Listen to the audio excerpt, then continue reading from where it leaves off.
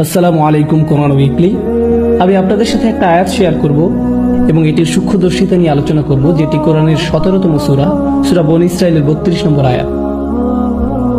ওয়ালা তাকরাবুজ জিনা ইন্নাহু কানা ফাহিশাতান ওয়া সাআ সাবিলা। এই আয়াতটি কোরআনের সেই অংশ যেটি মহানবী সাল্লাল্লাহু আলাইহি সাল্লামের 10টি বিখ্যাত আদেশের শামিল।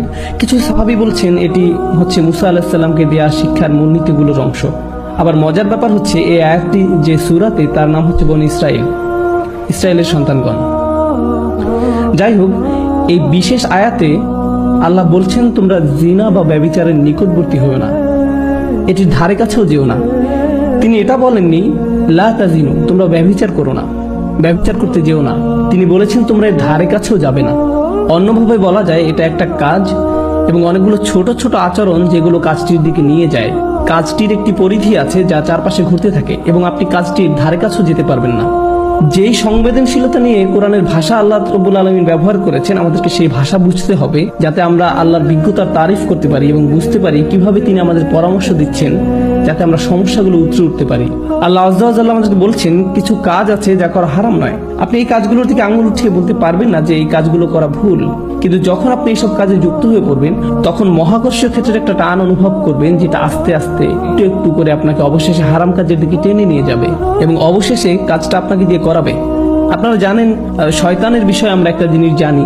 আমি লক্ষ্য করেছি যে শয়তান অত্যন্ত দূরদর্শিতা সম্পন্ন। সে একবারে আপনাকে ধরে না, সে আপনার কাছে আসবে এবং আস্তে করে একটু একটু একটু একটু করে আপনাকে পথভ্রষ্ট করবে, যতক্ষণ না পর্যন্ত আপনার চরিত্র নষ্ট করতে পারে। শয়তান আপনার কাছে একবার এসে আপনাকে দিয়ে খারাপ কিছু করাতে পারে না। আপনারা জানেন আদম আলাইহিস সালামের এবং হাওয়া আলাইহিস সালামের গল্পেও, ইনশাআল্লাহ আমরা যখন সেই গল্পে যাব ওই গল্প থেকে কোরআনের জ্ঞান সম্পন্নতা সম্পর্কে আমরা জানবো। যেভাবে শয়তান অগ্রসর হয়েছিল সূরাতুল আরাফে এটি বলা হয়েছে, শয়তান অবিরাম ভাবে সেটা একবারই করেনি। ধরুন শয়তান আসলো এবং বলল, হেই দেখো গাছটা কি চমৎকার, তাই না? এরপর সে চলে গেল। না না না না, সে এমনটা করেনি। সে চরমভাবে নিরন্তর ছিল। সে একটু একটু করে পথভ্রষ্ট করেছিল এবং তাদের মনের মধ্যে এমন এক ধারণা গেঁথে দিয়েছিল যতক্ষণ না তারা মনে করেছিল এটা তাদেরই অভিপ্রায়। আপনারা জানেন, এবং যখন মানুষ শয়তানের কথা শুনতে শুরু করে, এটি একই সূরাতে আল্লাহ বলছেন ইন্না ইবাদি লাইসা লাকা আলাইহিম সুলতান, আমার বান্দাদের উপর তাদের মানে শয়তানের কোনো কর্তৃত্বই থাকবে না। অন্যভাবে বলা যায় যেসব লোক সত্যিকার ভাবে আল্লাহর কাছে আত্মসমর্পণ করে তাদের উপর শয়তানের কোনো কর্তৃত্ব থাকে না। কিন্তু যারা আশ-শায়তানু ইয়াউদুকুম ফাকরাউ ইয়ামুরুকুম বিল ফাহশা, সূরাতুল বাকারা, শয়তান আপনাকে আদেশ করবে বেলাল্লাপনা করার জন্য। অন্যভাবে বলা যায় যখন আপনি শয়তানের কথা একটু শুনবেন, আপনি তাকে একটু শক্তি দিচ্ছেন। আপনি তার কথা আরেকটু ভালোভাবে শুনবেন, তো আপনি তাকে আরেকটু বেশি শক্তি দিবেন। আর আপনি যখন তার কথা অবিরাম ভাবে শুনতেই থাকবেন, একসময় সে আপনাকে আদেশ করবে। আপনি নিজেকে এমন ভাবে বলবেন যে আমি আমার নিজেকে সাহায্য করতে পারছি না, আমি এটা জানিও না, আমি জানি না কি করে আমি কম্পিউটার বন্ধ করব, আমি জানি না কিভাবে প্রতি রাতে এটা হয়ে যায়, আমি জানি না কিভাবে আমি ওইখানে ওই চ্যাটগুলো করি, আতঙ্ককর ওয়েবসাইটগুলো লগ ইন করি, আমি এইসব কেন করছি, লিফটে অথবা যখন আমি রাস্তা হেঁটে যাই কেন আমার চোখ আমি নামিয়ে রাখতে পারি না, আমি নিজেকে সাহায্য করতে পারছি না, আমি জানি না কি করা উচিত। আর আপনি জানেন শয়তান আঁকড়ে ধরে, বেশ শক্তভাবে আঁকড়ে ধরে, বদ অভ্যাসযুক্ত চক্রের মধ্যে আপনাকে টেনে নিয়ে যাবে। আমরা বলতে পারি এটা আস্তে আস্তে খারাপ, আরো খারাপ, আরো খারাপ এবং অধিকতর খারাপের দিকে টেনে নিয়ে যায়। আপনি যদি এটা স্বীকার না করেন তাহলে এটা অধিকতর খারাপের দিকে যায়, আর এটা আপনার আত্মা একদম ধ্বংস করে দেয়। আল্লাহর সাথে আপনার সম্পর্ক নির্ভর করে আপনার অন্তর কতটা পরিষ্কার তার উপর। যতবার আপনি অশ্লীলতায় উদ্ভাসিত হন, আপনার অন্তরের উপর আরো ময়লা, আরো অন্ধকার, আরো আবরণ ঢালতে থাকে এবং ঢালতেই থাকে, যতক্ষণ পর্যন্ত না আপনি আল্লাহর কথা শুনবেন কিন্তু আপনার চোখে এক ফোঁটা পানিও আসবে না। এটা আসবে না কারণ আপনার হৃদয় এতই কঠিনে পরিণত হয়েছে যে আপনি যত অনাবৃত অবস্থা দেখেছেন, যত পাপ করেছেন চোখ দিয়ে সব সময়, আর আপনি এটার গুরুত্বও দিচ্ছেন না। আপনারা জানেন একটা সুন্দর হৃদয় যন্ত্রণাগ্রস্ত হয় যখন অসমীচীন কিছু একটা দেখে যা আল্লাহর নির্দেশের সাথে শামিল নয়। এটা আকর্ষিত হয় না, বরং যন্ত্রণাগ্রস্ত হয়। অবিলম্বে তার বিবেক চাঙ্গা হয়ে ওঠে, অস্থিরতা বন্ধ হয়ে যায়। যখন আপনার এরকম হৃদয় থাকবে, এরকম অবস্থায় যাবেন, আপনি নিজেকে নিয়ন্ত্রণ করতে পারবেন। এগুলোর মধ্যে ভালো কিছুই খুঁজে পাবেন না, আপনার এমন কোনো অনুভূতিই হবে না। আপনার এই অনুভূতিও হবে না যে এটা ভুল। যেটা হবে, আপনি কোনো বোনের দিকে তাকানোর আগে তার আশেপাশে দেখবেন যে অন্য কেউ তাকে দেখছে কিনা, এবং তারপর আপনি ভালো দৃষ্টি নিয়ে তাকাবেন। দেখবেন যে আল্লাহর ভয় একদমই নেই। একমাত্র যে ভয়টা আছে সেটি হলো পাপের ভয়। পাপ ছাড়া আর কোনো ভয়ই নেই। কি ভীষণ অতিমানবিক অবস্থা এটি। আল্লাহ বলছেন ইয়ালামু খাইনাতাল আয়ুন ওয়া মা তুখফিস সুদূর, তিনি জানেন চুরি করে তাকানো, একটু এদিক সেদিক তাকানো, তিনি এটা জানেন। আপনার একটু চাহনি, আপনার তাকানোর মানে কি এবং তিনি জানেন আমাদের বক্ষস্থল কি লুকিয়ে রাখে। আপনারা কি জানেন আমি এই বিশেষ আয়াতটি কেন আলোচনা করছি? তোমরা জিনার নিকটবর্তী হও না, ইন্নাহু কানা ফাহিশাতান। এটা সবসময় একটা অস্থিরতা, বেলেল্লাপনা, অশ্লীল কাজ। ওয়া সাআ সাবিলা, একটা ভয়ঙ্কর পথ। আল্লাহ এটাকে একটা পথ হিসাবে বর্ণনা করছেন, ভয়ঙ্কর পথ। পথে পদক্ষেপ থাকে, ঠিক? পথ মানেই পদক্ষেপ। আপনাকে শনাক্ত করতে হবে আপনি কোন পদক্ষেপ নিচ্ছেন। এই পদক্ষেপ নিতে আপনাকে কি করতে হচ্ছে? আপনারা জানেন প্রত্যেকটা কাজের কিছু প্রক্রিয়া থাকে, কিছু চক্র থাকে।